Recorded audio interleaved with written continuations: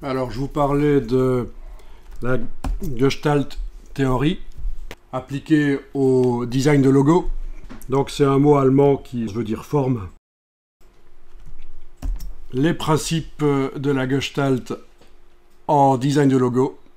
Proximité, loi de fermeture, similarité, etc. Une des plus connues quand on parle de la Gestalt, c'est la loi de fermeture. Vous allez tout de suite comprendre de quoi il s'agit. Voilà. Tout le monde voit un triangle alors qu'il n'est pas là.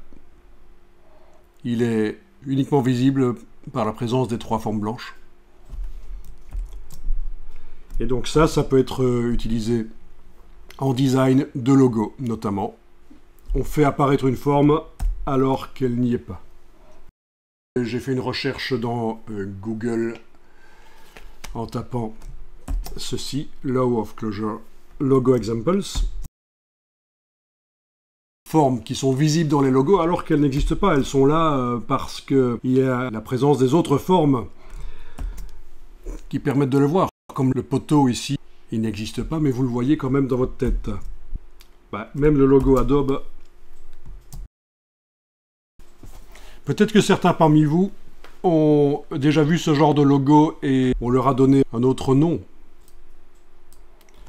Les logos en espace négatif. Vous allez retomber sur des logos sur le même principe. Donc c'est une autre manière d'appeler ça. Mais là, quand on parle de logo en espace négatif, comme vous le voyez ici, ça va plus loin. Il y a aussi un jeu vraiment où au départ on ne voit pas les choses. Logo en espace négatif, il y a ce côté ludique et caché. Mais ça, vous aviez déjà entendu parler des logos en espace négatif. Vous voyez, avec la flèche ici, on n'est pas vraiment dans la loi de fermeture, parce que c'est complètement fermé, l'espace qui définit la flèche dans le logo FedEx. C'est pas votre esprit qui ferme. Oui, c'est ça, exactement, le logo Carrefour. C'est toujours la découverte. Quand on monte le logo Carrefour, il y a plein de gens, même dans le monde du graphisme, qui ne voient pas que c'est un C. Ils ne voient juste qu'une forme rouge et bleue. Donc là, on est vraiment dans la loi de fermeture, en fait. Voilà, donc ça, c'est quelque chose à utiliser. Quelque chose qui peut être intéressant, c'est de faire une recherche Google là-dessus. Google ou Bing, peu importe le moteur de recherche. Typography Negative Space. Et vous allez tomber sur plein de choses intéressantes. Cette fois-ci, sur la typographie. Encore une autre approche, donc on est plus dans le logotype, on est moins dans le logo image, on est plus dans le logo typo, donc le logo type. Je vous laisse rechercher un peu éventuellement, c'est génial tout ce qu'il y a à voir sur le web au niveau des logos.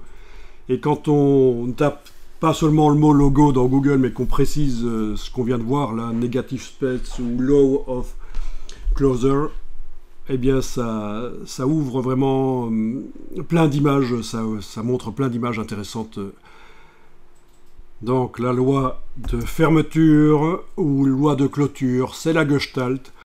Dans Wikipédia, la psychologie de la forme, une théorie psychologique et philosophique proposée au début du XXe siècle selon laquelle les processus de perception et de représentation mentale traitent les phénomènes comme des formes globales, plutôt que comme l'addition ou la juxtaposition d'éléments simples. Donc vous aviez l'exemple avec le triangle qui apparaît. Il apparaît uniquement parce que vous avez une vue globale des choses. Vous ne voyez pas juste trois Pac-Man blancs. Il y a plus à voir. Et donc c'est ça, c'est vraiment psychologique, c'est votre manière de voir, c'est la théorie de la Gestalt.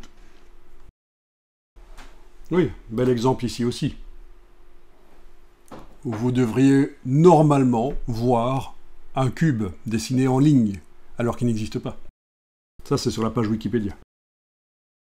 Le vase, où vous voyez sur le profil du vase deux visages qui se regardent. Il a existé, à certaines périodes de l'histoire, des pommeaux de Cannes. Quand on les regardait, on voyait que c'était le profil de l'empereur, par exemple. À un moment où c'était pas très bien vu d'être pro-Napoléon. Ah oui, celle-là, vous la connaissez très certainement aussi. C'est ça, soit une vieille dame, soit une jeune fille, oui. Ceci est très connu aussi. Exactement. Ça a eu énormément d'influence dans le monde du graphisme jusqu'à aujourd'hui. Alors parfois vous allez entendre parler du terme contreforme. Les Français aiment bien utiliser ce terme-là, mais c'est le même principe, hein, forme contre forme.